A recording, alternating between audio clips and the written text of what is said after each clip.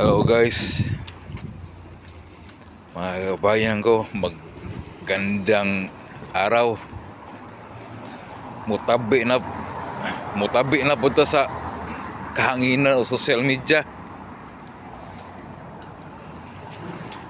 Naisip ko kanina, kaya pala yung mga taga Davao City nga congressman,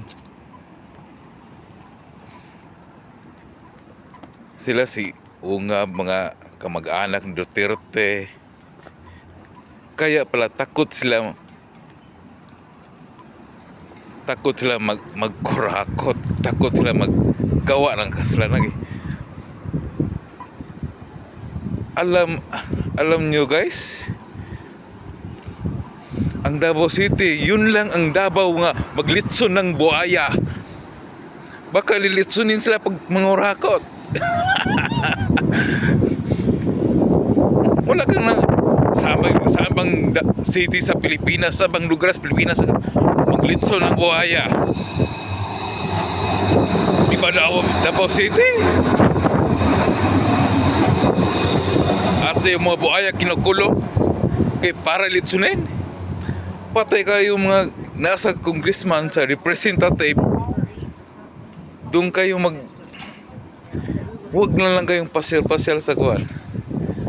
Huwag na lang kayong pasyal-pasyal sa Davao City. Kay delikado pag nahuli kayo, lilitsunin kayo.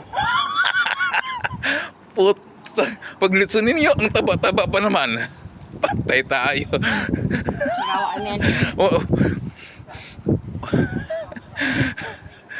Wala nang kakain ng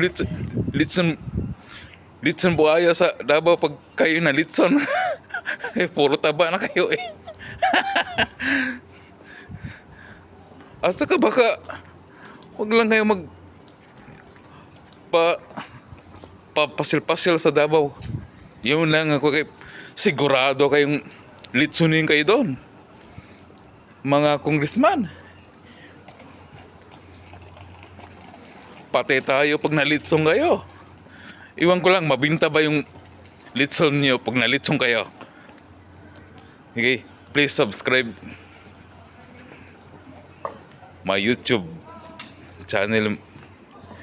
Konting pabor lang, konting lambing. Okay.